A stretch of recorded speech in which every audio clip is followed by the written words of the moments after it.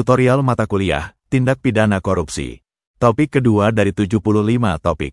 Korupsi dan tindak pidana korupsi, bagian kedua. Korupsi dikategorikan sebagai perbuatan yang bersifat antisosial. Korupsi dianggap sebagai patologi sosial, oleh karenanya korupsi menjadi penyakit dan merugikan masyarakat. Korupsi adalah merupakan suatu bentuk kejahatan. Thomas Hobbes menyatakan, "A crime is a sin, consisting in the committing, by deed or word, of that which the law forbideth or the omission of what it had commanded. So that every crime is a sin, but not every sin is a crime." Menurut pandangan tersebut, kejahatan merupakan suatu dosa yang terdiri dari kelakuan baik, berupa perbuatan atau ucapan yang dilarang oleh hukum, atau tidak melakukan suatu yang diperintahkan. Berkaitan dengan perbuatan korupsi bisa dilakukan dengan melanggar perbuatan yang dilarang, ataupun tidak berbuat sesuatu, atau omission, dari hal yang diperintahkan oleh hukum.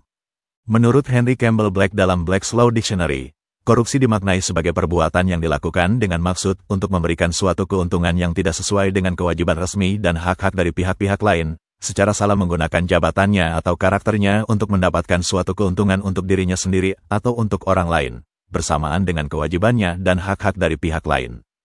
Dengan demikian, menurut Henry Campbell Black, korupsi merujuk kepada perbuatan yang berkaitan penyalahgunaan jabatan, untuk mendapatkan keuntungan bagi dirinya atau orang lain di mana perbuatan yang dilakukan bertentangan atau tidak sesuai dengan kewajibannya. Dalam working paper di Forum International Monetary Fund, Vito Tanzi menyatakan pengertian korupsi adalah sebagai perilaku tidak mematuhi prinsip dilakukan oleh perorangan di sektor swasta atau pejabat publik. Dan keputusan dibuat berdasarkan hubungan pribadi atau keluarga, korupsi akan timbul, termasuk juga konflik kepentingan dan nepotisme. Syed Hussein Alatas menyebut korupsi sebagai penyalahgunaan amanah untuk kepentingan pribadi. Corruption is the abuse of trust in the interest of private gain. Korupsi yang dipahami oleh masyarakat secara umum sebagai hasrat buruk untuk memperkaya diri dengan penyalahgunaan kewenangan atau perbuatan tercela lain, tentunya bukan potret mati tanpa dapat ditelusuri latar belakang dan konsep-konsep ide yang melatar belakangi munculnya tindak pidana tersebut. Dalam kerangka berpikir pelaku tentunya ada dan ditentukan oleh motif-motif atau tujuan tertentu, yang mungkin bisa bersumber pada permasalahan ekonomi, moral, politik, bahkan budaya.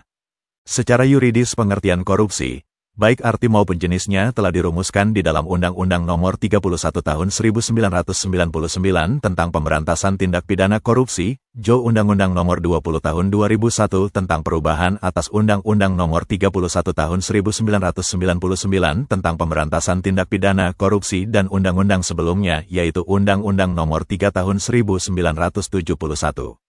Dalam pengertian yuridis, pengertian korupsi tidak hanya terbatas kepada perbuatan yang memenuhi rumusan delik dapat merugikan keuangan negara atau perekonomian negara, tetapi meliputi juga perbuatan-perbuatan lain yang memenuhi rumusan delik yang menurut sifatnya merugikan masyarakat atau orang perseorangan. Ketentuan ini terlihat dari bermacam-macam tindak pidana korupsi yang diatur dalam Undang-Undang Nomor 31 Tahun 1999 tentang Pemberantasan Tindak Pidana Korupsi disahkan pada tanggal 16 Agustus tahun 1999 diundangkan dalam Lembaran Negara Nomor 140. Undang-Undang Nomor 31 Tahun 1999 menggantikan Undang-Undang Nomor 3 Tahun 1971 tentang Pemberantasan Tindak Pidana Korupsi, kemudian dirubah oleh Undang-Undang Nomor 20 Tahun 2001 tentang perubahan atas Undang-Undang Nomor 31 Tahun 1999 tentang Pemberantasan Tindak Pidana Korupsi, diundangkan pada tanggal 21 November 2001. Kedua undang-undang tersebut secara bersama-sama selanjutnya disebut UU-PTK. Ruang lingkup tindak pidana korupsi, persoalan korupsi adalah persoalan yang kompleks, bukan semata-mata sebagai persoalan hukum atau yuridis. Korupsi bersumber dan dapat didekati dari berbagai segi atau sudut pandang. Korupsi bisa dilihat dari sudut filsafat, budaya, moral, ekonomi, politik, kriminologi bahkan dari sudut pertahanan. Dari sudut hukum atau normatif, korupsi mewujud dalam seperangkat aturan normatif yang mengatur tentang perbuatan-perbuatan apa saja yang dipandang sebagai tindak pidana korupsi, persoalan pertanggungjawaban pidana pelaku tindak pidana korupsi dan masalah pidana dan pemidanaan. Undang-Undang Nomor 31 Tahun 1999 sebagaimana diubah dengan Undang-Undang Nomor 20 Tahun 2001 tentang Pemberantasan Tindak Pidana Korupsi, secara substansial mengatur dua kelompok tindak pidana. Pertama, kelompok tindak pidana korupsi dan kedua kelompok tindak pidana yang berhubungan dengan tindak pidana korupsi. Kelompok pertama, tindak pidana korupsi, diatur dalam bab kedua tentang tindak pidana korupsi berjumlah 13 pasal yang terjabarkan dalam 30 bentuk tindak pidana korupsi, terdapat di antara pasal 2 sampai dengan pasal 20 Undang-Undang Tipikor. Ke-30 bentuk tindak pidana korupsi tersebut terbagi atas 7 kelompok tindak pidana, yaitu 1. Kelompok delik yang dapat merugikan keuangan negara atau perekonomian negara, pasal 2 dan 3, 2. Kelompok delik penyuapan, baik aktif, yang menyuap, maupun pasif, yang disuap. Pasal 5 ayat 1, huruf A dan B, ayat 2. Pasal 6 ayat 1, huruf A dan B, ayat 2. Pasal 11, pasal 12 huruf A, B, C dan D, pasal 13, 3. Kelompok delik penggelapan dalam jabatan, pasal 8, pasal 9 dan pasal 10 huruf A, B dan C, 4. Kelompok delik pemerasan dalam jabatan, pasal 12 huruf E, F dan G, 5. Kelompok delik yang berkaitan dengan perbuatan curang, pasal 7 ayat 1, huruf A, B, C dan D. Ayat 2, pasal 12 huruf H, 6. Delik berkaitan benturan kepentingan dalam pengadaan, pasal 12 huruf I, dan 7. Delik terkait gratifikasi, pasal 12B, Jo pasal 12C. Ditinjau dari sudut substansi Undang-Undang Nomor 31 Tahun 1999 sebagaimana diubah dengan Undang-Undang Nomor 20 Tahun 2001 juga mengatur ketentuan hukum pidana material dan hukum pidana formil. Tindak pidana korupsi di Indonesia diatur melalui Undang-Undang Nomor 31 Tahun 1999 sebagaimana diubah dengan Undang-Undang Nomor 20 Tahun 2001 tentang pemberantasan tindak pidana korupsi, Undang-Undang Tipikor. Berbeda dengan KUHP, Undang-Undang Tipikor tidak hanya menjadikan manusia sebagai subjek hukum, tetapi juga korporasi. Ketentuan tersebut secara eksplisit disebutkan dalam pasal 1 ayat 3, Undang-Undang Tipikor yang memaknai setiap orang adalah orang perseorangan atau termasuk korporasi.